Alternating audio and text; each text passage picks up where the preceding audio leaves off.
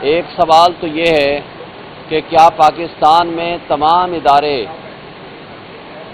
صرف اور صرف عمران خان کی دشمنی میں اس طرح اکٹھے ہو گئے ہیں جیسے انڈیا کی دشمنی میں بھی یہ لوگ اکٹھے نہیں ہوتے؟ بدقسمتی کی بات یہ ہے، گندم سکینڈل آیا اور گزر گیا۔ انوار الحق کاکڑ سے جب حنیف عباسی نے پوچھا کہ ہمیں قسم اٹھا سکتا ہوں تم نے اس میں پیسے کھائے ہیں، مگر اس کا جواب یہ نہیں ہوتا کہ میں نے پیسے نہیں کھائے، اس کا جواب یہ ہوتا ہے کہ اگر فارم 47 کی بات کی تو تم مسلم لیگ نون والے منہ دکھانے کے قابل نہیں رہو گے۔ اس گندم سکینڈل کے بعد ایک دوسرا سب سے بڑا سکینڈل آیا، وہ ہے دبئی سکینڈل۔ اس دبئی سکینڈل میں نواز شریف اور زرداری کی فیملی کے وہ اپارٹمنٹس ہیں۔ سب سے اہم بات یہ ہے کہ یہ جو لیکس ہیں یہ انفرادی سطح پہ کسی کے نام کی پراپرٹی ہے تو یہ وہ لیکس ہیں۔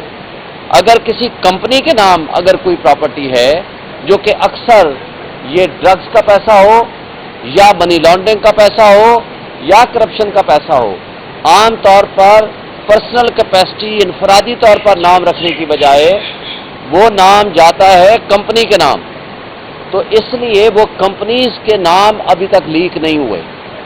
اگر یہ $11 بلین کی پراپرٹی صرف انفرادی سطح پہ محسن نقوی یا اس کی فیملی، نواز شریف کی فیملی، بچے، زرداری صاحب کے بچے اور اس طرح کے جرنیلوں کے بچے، اگر ان کے نام کی یہ پراپرٹیز ہے تو میں سوال کرتا ہوں کہ نیب کو تلاش کریں وہ کہاں چلا گیا۔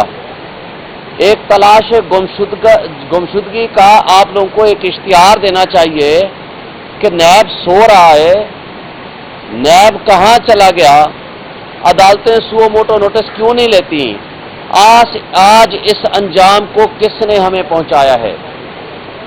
مجھے بتائیں۔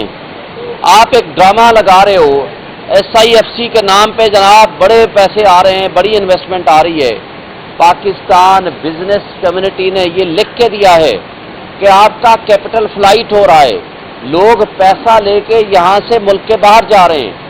آپ کو ملک میں ایسی انوائرمنٹ دو کہ جو لوگ یہاں اپنا سرمایہ انویسٹ کر سکیں۔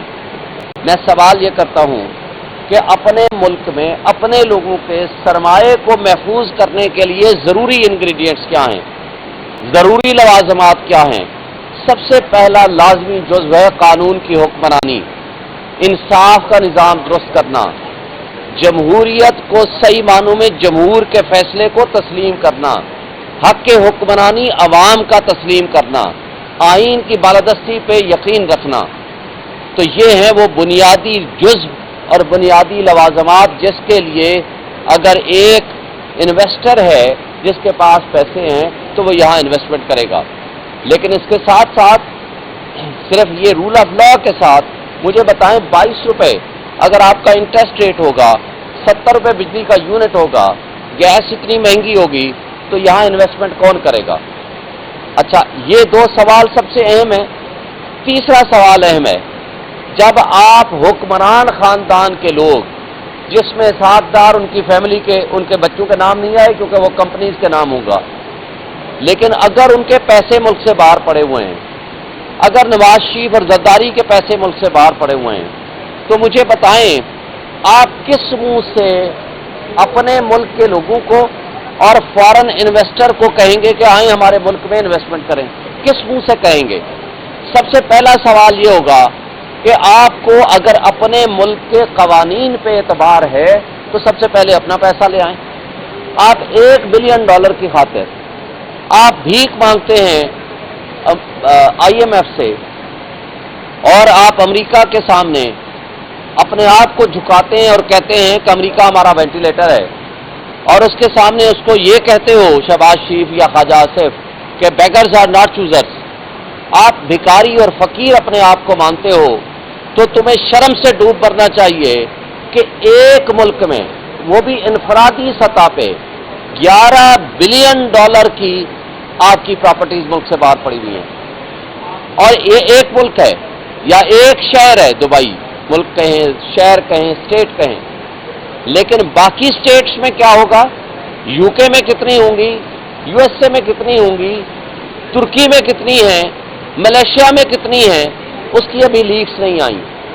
تو افسوس سے کہنا پڑتا ہے کہ اگر آپ اپنا سرمایہ ملک میں نہیں رکھیں گے، اگر وہ آپ کا بھی نہیں ہے، منی لانڈرنگ کے ذریعے گیا ہوا ہے، چونکہ اس میں دو چیزیں ہیں. پہلی بات تو یہ ہے کہ آپ نے ڈکلیئر کر دینے سے آپ کا جرم ختم نہیں ہوتا. پہلا سوال یہ ہے کہ یہ پیسہ آیا آپ کے پاس کہاں سے، اس کو ثبوت دینا ہے آپ نے. دوسرا سوال یہ ہے کہ کس چینل سے آپ نے بھیجا ہے، کون سے بینکنگ چینل سے بھیجا ہے. اگر بینکنگ چینل سے نہیں بھیجا تو یہ منی لانڈرنگ ہے، اور یہ منی لانڈرنگ کا پیسہ اگر آپ ملک سے باہر لے گئے ہیں تو یہ ملک دشمنی ہے. یہاں کرمنل کیس بھی ہوگا، FBR بھی ایکشن لے گی. لیکن تمام ادارے آج صرف ایک تصویر کے پیچھے تحقیقات کر رہے ہیں کہ وہ تصویر لیک کیسے ہوئی. یعنی جہاں جرائم کی آماجگاہ بنا دیا آپ نے اپنے ملک کو، ہماری اسٹیبلشمنٹ نے، ہماری FBR نے، ہمارے الیکشن کمیشن نے، ہمارے ان ججز نے جنہوں نے جا کر سزائیں دی عمران خان کو، اور الیکشن کمیشن آف پاکستان نے اس ملک کو جرائم کی آماجگاہ بنا دیا، اور لا انفورسمنٹ ایجنسیز نے، اور اسپیشلی پنجاب پولیس نے جن کو تمغے دیے گئے ہیں. لیکن یہ سارا، اور نیب نے، اور سارے یہ جرائم اس کے اوپر پردہ ڈال دیا، اور ایک تحقیقات جاری ہے، اور تمام ادارے صرف اس بات پہ تحقیقات کر رہے ہیں کہ جناب تصویر کس نے لیک کی اور کیسے ہو گئی. اور مان لو کہ ایک تصویر لیک ہوئی ہے، آج پورے پاکستان نہیں پوری دنیا میں اس کو وائرل کیا گیا اور ہر شخص نے اس کو اٹھایا. مطلب کیا ہے؟ اس کا مطلب یہ ہے کہ پاپولر لیڈر عمران خان ہے. اس کا مطلب یہ ہے کہ عوام عمران خان کے ساتھ کھڑی ہے. اور وہ ISPR، DG ISPR، جس کا حساب کتاب اتنا کمزور ہے کہ وہ یہ کہتا ہے 7% آپ کی پاپولرٹی ہے.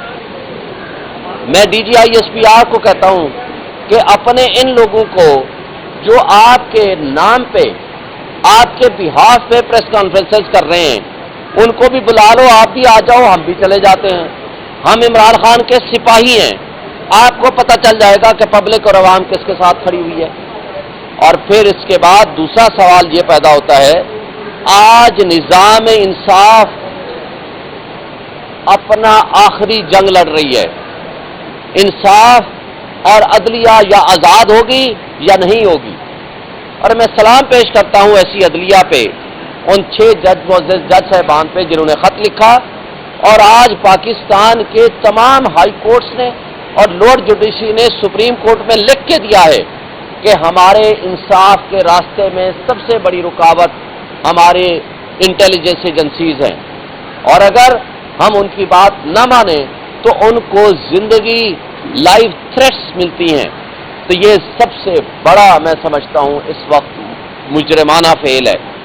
اور اس کے ساتھ یہ جو مسنگ پرسن ہے، لوگوں کو اٹھا لو. پچھلا جو 1 سال ہم نے طوفان بدتمیزی دیکھا کہ پولیٹیکل ورکرز کو اٹھا لو، سول جا کر کے پولیٹیکل پارٹیز تبدیل کراؤ، اور وہ ظلم و تشدد جو ہمارے لوگوں نے برداشت کیا، اور جس کی مثال آپ نے 3 دن پہلے دیکھی، وہ احمد فراد کو اٹھا لیا. اس کا جرم صرف اتنا ہے کہ وہ سوال کرتا ہے، وہ شاعر بھی ہے، وہ سوال کرتا ہے اپنی شاعری کے ذریعے کہ جو سوال کرے اس کو اٹھا لو. تو اس نے سوال کیا، اسی کو ہی اٹھا لیا گیا. تو میں کہتا ہوں کہ خدا کے لیے اس ملک پہ ترس کھاؤ، اس ملک کی جڑیں کھوکھلی نہ کریں، اس ملک میں رول آف لا آنے دیں. آج آپ کے ملک میں اگر میکسیمم انویسٹمنٹ 1 سال میں آتی ہے $1.3 بلین کی آتی ہے. سنگاپور میں جو آپ کے لاہور شہر کا 1/3 جتنا ملک ہے، سنگاپور میں $140 بلین کی انویسٹمنٹ آتی ہے. مسئلہ کیا ہے؟ مسئلہ صرف یہ ہے ان کے پاس کوئی وسائل نہیں ہے سوائے ایک بات کے، وہاں قانون کی حکمرانی ہے. وہاں جو انویسٹر آتا ہے اس کو یہ یقین ہوتا ہے کہ ہمارے ساتھ یہاں زیادتی نہیں ہوگی، ہمارے ساتھ انصاف ہوگا. اور آج پورے انٹرنیشنل ورلڈ میں کوئی بھی آپ ایگریمنٹ کریں، انٹرنیشنل ایگریمنٹ، جب آپ آربیٹریشن کلاس ڈالتے ہیں या किसी अदालत का नाम डालते हैं कि किस जगह आपको मुकदमा करना पड़ेगा, तो अगर पाकिस्तान की अदालत का नाम ले तो वो सबसे पहले मुस्कुराना शुरू कर देते हैं, वो एग्रीमेंट करने को ही तैयार नहीं होते। और फिर आपने देखा कि कल इंटरनेशनल मीडिया ने क्या चलाया, ये हमारे लिए लम्हा फिक्रिया है। इंटरनेशनल मीडिया ने ये लगाया कि इमरान खान के लिए आज लाइव स्ट्रीमिंग बंद कर दी गई, मगर इसके बावजूद पाकिस्तान की अदलिया कहती है कि हम आज़ाद हैं। ये सवालिया निशान लगाया कल इंटरनेशनल मीडिया ने। और फिर आपने देखा एक दिन के अंदर, सिर्फ एक दिन के अंदर 24 घंटे के अंदर जिन लोगों ने प्रेस कॉन्फ्रेंसेस की उनके मैं नाम पढ़ता हूं।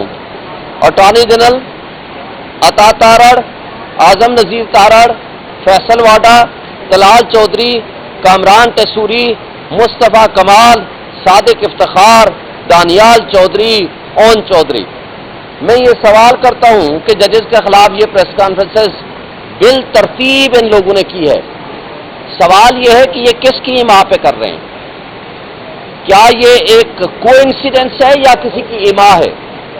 ये जिनकी इमा पे कर रहे हैं, मैं उनसे सवाल करता हूं कि खुदा के लिए अब मुल्क पे तरस खाएं।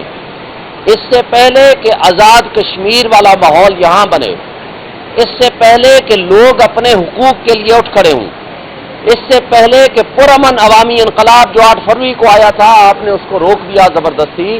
फॉर्म 47 की रिजेक्टेड लोगों को फॉर्म 47 की पैदावार बना के यहां आपने रिजेक्टेड लोगों को मुसल्लत कर दिया, और जिनको अवाम रिजेक्ट कर चुकी है, और इनके खिलाफ और आपके खिलाफ उठ खड़े हों, तो आज भी वक्त है अपनी पॉलिसीज को रिकंसीडर करें, अवाम के फैसले को तस्लीम करें, 25 करोड़ अवाम को जीने का हक दें, उनके बुनियादी इंसानी हुकूक को मुअत्तल न करें, कानून और इंसाफ के निज़ाम को दुरुस्तगी की तरफ चलने दें, आईन की पामाली और कानून की पामाली न करें, वरना इसका अंजाम मुल्क के लिए भी अच्छा नहीं, आपके लिए भी अच्छा नहीं, इन इदारों के लिए भी अच्छा नहीं। शुक्रिया। शेख साहब बताइएगा कि फैसल वाडा साहब को अदालत ने तलब किया, और कल एक प्रोग्राम में कह रहे थे कि मैंने एक प्रेस टॉक किया, लेकिन पाकिस्तान तहरीक इंसाफ के रऊफ हसन साहब और दीगर वो अदालतों के खासकर काजी फाइज सबके ऊपर इतनी बड़ी तनकीद करते हैं, उनको तो मोटो नहीं मिलता, मुझे वेल मिले। देखें, ये काजी साहब ने खुद ही ये फैसला किया हुआ है कि अगर आपको किसी एक जज पे या किसी शख्स पे इतराज हो तो उसका नाम लेके आप इतराज कर सकते हो। हमारा इतराज है, हमें इंसाफ नहीं दिया चीफ जस्टिस साहब पाकिस्तान ने, हमसे आखिरी रात को बल्ले का निशान छीन लिया गया, और बल्ले का निशान न सिर्फ छीना बल्कि उसके नतीजे में हमारी स्पेशल सीटों का मसला बना। और आपने देखा कि वो निशान छीनने का जो फैसला है पाकिस्तान और इंटरनेशनल जूरिस्ट ने सबने उसको रिजेक्ट किया है, और ये कहा है कि पाकिस्तान के आइन को एक पार्टी के आइन के ताबे कर दिया गया, जो कि मुमकिन नहीं है। दूसरा, जब हमने इन्हीं रिटर्निंग ऑफिसर्स के खिलाफ हम आए थे कि ये रिटर्निंग ऑफिसर जो हैं ये हमारे खिलाफ बाइस्ड हैं, मुतासिब हैं, ये हमें इंसाफ नहीं देंगे और हमारे खिलाफ चलेंगे, क्योंकि इन्होंने 3 MPO और 16 MPO के हमारे खिलाफ मुकदमात दर्ज किए हुए हैं, और हमारे हजारों की तादाद में लोगों को जेलों में डाला हुआ है। तो इस पे काजी फाइज साहब ने कहा नहीं, हम इन्हीं के जरिए इलेक्शन कराएंगे। आपने ये तो कर दिया। जब हमने कहा कि इन्होंने टेम्परिंग की है, हमारी पटिशन ही लगा दो फॉर्म 45 की, वो आज तक नहीं लगी। हमने ह्यूमन राइट्स वायलेशन की पिछले साल से पटिशन की है, वो नहीं लगी।